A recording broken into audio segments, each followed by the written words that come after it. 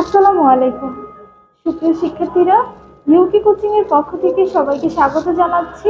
আমি শ্রাবন্তী। আশা করি তোমরা সবাই ভালো আছো। আমরা করছিলাম নবম দশম শ্রেণীর হিসাব বিজ্ঞান বিষয়ে নবম অধ্যায় রেওয়া মিল, এবং আজকে হলো তার ধারাবাহিক প্রক্রিয়ার পর্ব 11। আজকে আমাদের আলোচনার বিষয় হচ্ছে সমাপনী সম্পদ ও সমাপনী দায় নির্ণয়। তো চলো শুরু করি। অধিকাংশ স্টুডেন্টের হচ্ছে এই সমাপনী সম্পদ এবং সমাপনী দায়ের পরিমাণ নির্ণয় করতে একটু প্রবলেম হয়। তাহলে আমি তোমাদের হচ্ছে আজকে খুব সহজেই কিভাবে তোমরা সমাপনী মোট সম্পদ এবং সমাপনী মোট দায় নির্ণয় করতে পারবে সেটাই আমি শেখাবো। তাহলে দেখো, সমাপনী সম্পদ আর সমাপনী দায়। সমাপনী মানে কি? শেষে। সমাপনী মানে তো কোনো মাস বা বছরের শেষে বোঝায়, তাই না?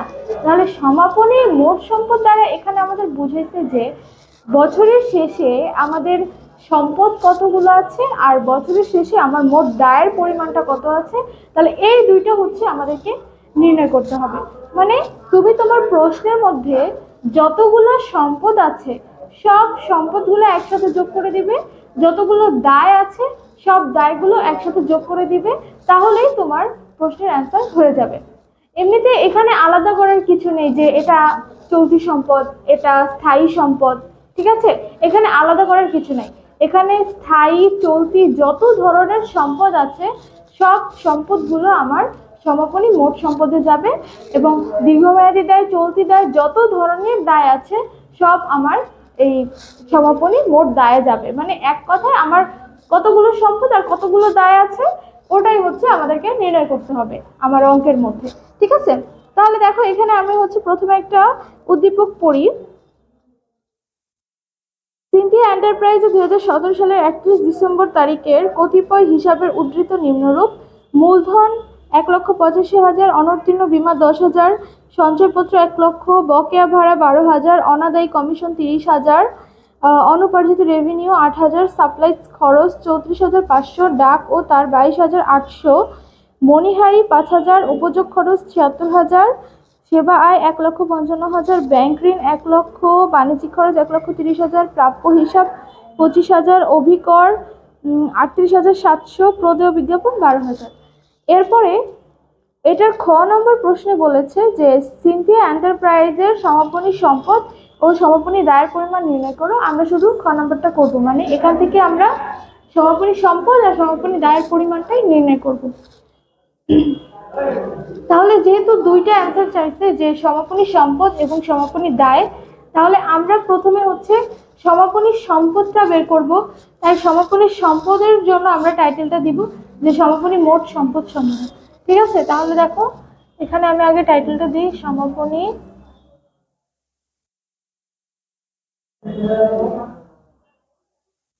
মোট সম্পদ সমূহ, ডাক দিলাম। এবার আমরা এই উদ্দীপক থেকে যতগুলো সম্পদ আছে সব সম্পদগুলো খুঁজে বের করব। তাহলে মূলধন, এটা তো আমাদের সম্পদ না। এরপরে আছে অনুত্তীর্ণ বীমা 10,000 টাকা। তাহলে অনুত্তীর্ণ বীমা মানে আমি যেই যেই বীমার টাকার মেয়াদটা এখনো উত্তীর্ণ হয় নাই। এক কথায় বলতে গেলে, ধরো তুমি 12 মাসের জন্য বীমা টাকা দিয়েছো, বীমা খরচ প্রদান করছো, ঠিক আছে? এখন তুমি জুন মাসে তুমি হিসাব করতেছো যে তোমার বীমার মেয়াদ 6 মাসেরটা শেষ হয়ে গেছে, এখনো 6 মাসেরটা কি বাকি আছে, কারণ তুমি ডিসেম্বর পর্যন্ত বীমার টাকাটা দিয়েছো। তাহলে জুন মাসে যদি তুমি হিসাব করো, তাহলে 6 মাসের টাকার খরচ হয়ে গেছে এবং ডিসেম্বর কিন্তু এখনো আসে নাই। আমি হিসাব করতেছি জুনে, তাহলে জুন থেকে ডিসেম্বর এখনো আমার 6 মাসের টাকা কি বাকি আছে, যেটার মেয়াদ এখনো উত্তীর্ণ হয় নাই। আর এটা হচ্ছে অনুত্তীর্ণ বীমা, যেটার মেয়াদ এখনো, যে বীমার মেয়াদ এখনো উত্তীর্ণ হয় নাই। তো এটা আমার জন্য সম্পদ হিসেবে বিবেচিত হবে, কারণ এটার মেয়াদ যেহেতু উত্তীর্ণ হয় নাই, তাহলে আগামী 6 মাসে আমার টাকাটা দিতে হবে না, তাই না? তাহলে এটা আমার জন্য কি সম্পদ। তাহলে অনুত্তীর্ণ বীমা আমার জন্য সম্পদ। এরপরে আছে হলো সঞ্চয়পত্র। সঞ্চয়পত্র 1 লক্ষ টাকা। তাহলে সঞ্চয়পত্র এটা দ্বারাও আমার সম্পদ বুঝায়, কারণ হচ্ছে সঞ্চয়পত্র ক্রয় করার মানে হচ্ছে তুমি তোমার টাকাটা সরকারের কাছে অথবা ব্যাংকের কাছে জমা রাখছো, ভবিষ্যতে তুমি এই টাকাটা পাবে, প্লাস সুদ সহ এই টাকাটা ফেরত পাবে, ঠিক আছে, এটাই হচ্ছে সঞ্চয়পত্র মানে। তাহলে এটা আমার জন্য একটা সম্পদ হিসেবে বিবেচিত হবে, কারণ ভবিষ্যতে যেহেতু আমি এখান থেকে টাকাটা পাবো সুদ সহ। ঠিক আছে, তাহলে এটাও আমার জন্য একটা সম্পদ। আচ্ছা, এই দুইটা আগে লিখি। তাহলে প্রথমটা হচ্ছে অনুত্তীর্ণ বীমা।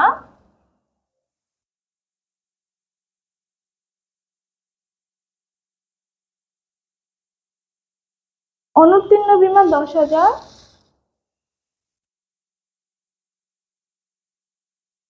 সঞ্চয়পত্র 1,00,000।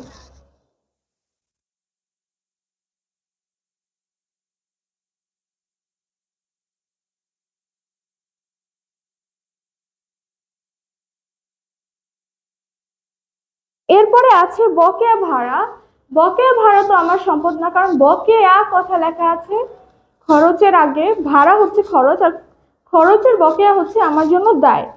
এরপরে আছে অনাদায়ী কমিশন। অনাদায়ী কমিশন মানে হচ্ছে যেই কমিশনটা আমি এখনো পাই নাই কিন্তু পাবো, ভবিষ্যতে নগদে পাবো। তাহলে এই কমিশনটা যেহেতু আমি এখনো পাই নাই, আমি পাবো, তাহলে এটা আমার জন্য কি হয়ে যাবে, সম্পদ হয়ে যাবে। তাহলে আমরা লিখলাম অনাদায়ী কমিশন। অনাদায়ী কমিশন 30,000। এরপরে আছে অনুপার্জিত রেভিনিউ, মানে হচ্ছে অনুপার্জিত আয়, যেটা টাকাটা আমি আগে, মানে এটা দ্বারা বোঝায় যে আমি কোনো একটা কিছু টাকা আগে নিয়ে নিচ্ছি কিন্তু আমি এখনো সেবা প্রদান করি নাই, কোনো একটা কাজের জন্য টাকাটা আমি আগেই নিয়ে নিচ্ছি। ধরো ধরো একটা স্টুডেন্ট স্কুলের 12 মাসের টাকা অগ্রিম মানে জানুয়ারি মাসে দিয়ে দিচ্ছে, কিন্তু এখনো কিন্তু জানুয়ারি মাস, এখনো কিন্তু পুরো বছর শেষ হয় নাই। তার মানে এখনো কিন্তু পুরো বছরের টাকাটা, মানে পুরো বছরের যে সেবাটা যে স্টুডেন্টকে দিতে হবে ওই সেবাটা কিন্তু এখনো দেওয়া হয় নাই, কিন্তু ও কিন্তু আগেই আমাকে জানুয়ারি মাসে পুরো বছরের টাকাটা দিয়ে রাখছে, কিন্তু এখনো বছর শেষ হয় নাই। তার মানে এটা আমার জন্য একটা দায় হবে। ঠিক আছে, মানে এক কথা বলতে গেলে কোনো সময় যদি দেখো যে অনুপার্জিত আয় আছে, এটা মানে হচ্ছে যে আমি টাকাটা আগে নিয়ে নিচ্ছি কিন্তু আমি এখনো সেবা প্রদান করি নাই, এর জন্য এটা আমার জন্য দায় হিসেবে বিবেচিত হবে, কারণ আমি সেবা প্রদান করি নাই, আমাকে সেবা প্রদান করতে হবে, তাই না? তাহলে এটা আমার জন্য কি, দায়। ঠিক আছে, এরপরে হলো সাপ্লাইজ খরচ। এটা তো বলাই আছে যে সাপ্লাইজ খরচ মানে হচ্ছে আমার ব্যয়। তারপর ডাকতার, এটাও আমার জন্য ব্যয়। মণিহারি, এটাও ব্যয়। উপযোগ খরচ, এটাও ব্যয়। সেবা আয়, এটা তো বলাই আছে যে সেবা আয়, তো এটা আমার জন্য আয় হবে। ব্যাংক ঋণ, এটা দ্বারা কি আমার দীর্ঘমেয়াদী দায় বোঝায়, যেহেতু ঋণ বলা আছে। এবারে বাণিজ্যিক খরচ, এটাও আমার জন্য খরচ। এবারে প্রাপ্য হিসাব, প্রাপ্য মানে যেই টাকাটা আমি পাবো এখনো পাইনি, তাহলে আমি আগেও বলেছি অনেকবার যে প্রাপ্য এই কথাটা লেখা থাকলে ওটা আমার জন্য কি হয়ে যাবে, সম্পদ হয়ে যাবে। তাহলে এখানে যেহেতু প্রাপ্য হিসাব বলা আছে তাহলে এটা আমাদের জন্য সম্পদ।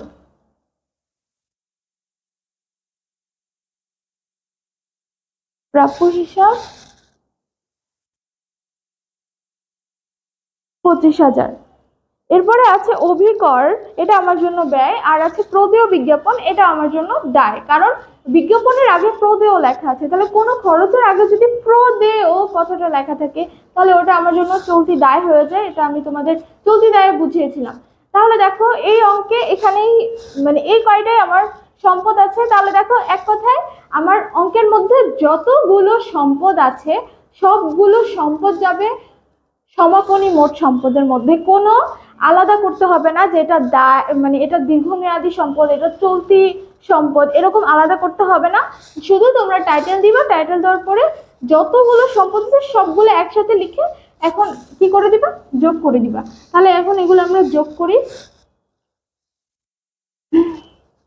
তো যোগ করলে হচ্ছে 1,65,000। আচ্ছা, এরপরে দেখো বলছে যে, তাহলে দেখো এটা যেহেতু আমাদের একটা অ্যান্সার, আমাদের তো দুইটা অ্যান্সার চাইছে, যে একটা সমাপনী মোট সম্পদ আর একটা সমাপনী মোট দায়। তাহলে মোট সম্পদের পরিমাণ তো আমরা বের করে ফেলেছি, তাহলে এইটা আমাদের একটা অ্যান্সার। তাই আমরা এখানে একটা জেড দিয়ে দিব, মানে যতগুলো অ্যান্সার চাবে ততগুলো আমার জের হবে। ঠিক আছে, এরপরে বলছে যে সমাপনী মোট দায়ের পরিমাণ। তাহলে আমরা সমাপনী দায়টা বের করি, তাহলে টাইটেল দিই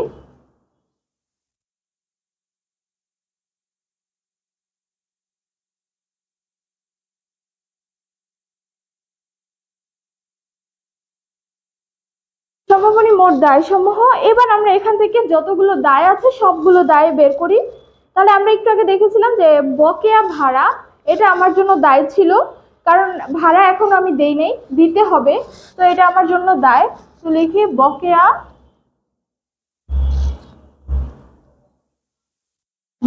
ভাড়া 12,000।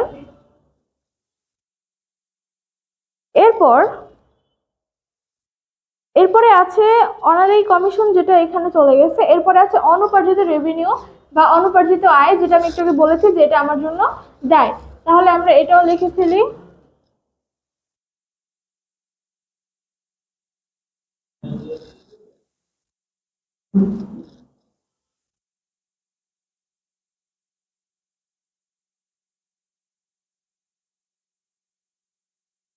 আট হাজার। এরপরে সাপ্লাইজ খরচ, ডাকতার, দুইটাই আমার জন্য খরচ, মণিহারীয় খরচ, উপযোগ খরচ তো খরচ, সেবা আয় হচ্ছে আয়।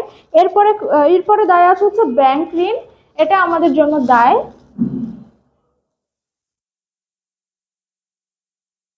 ব্যাংক ঋণ হলো 1,00,000। এরপরে আছে হলো আমাদের প্রদেয় বিজ্ঞাপন। প্রদেয় বিজ্ঞাপনও আমাদের জন্য কি দায়।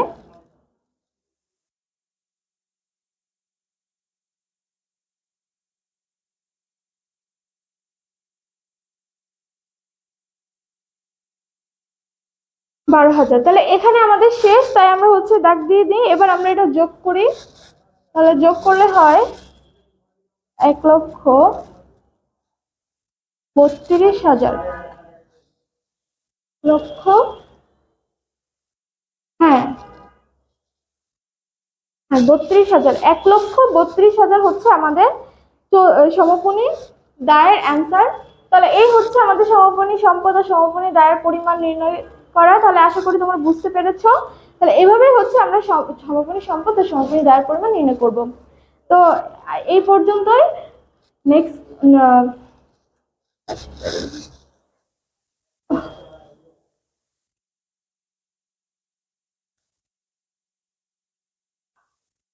তো আজকে এই পর্যন্তই। ইনশাল্লাহ দেখা হবে পরবর্তী ভিডিওতে নতুন কোনো টপিক নিয়ে। তো সেই পর্যন্ত তোমরা ভালো থাকো, সুস্থ থাকো। আল্লাহ হাফেজ।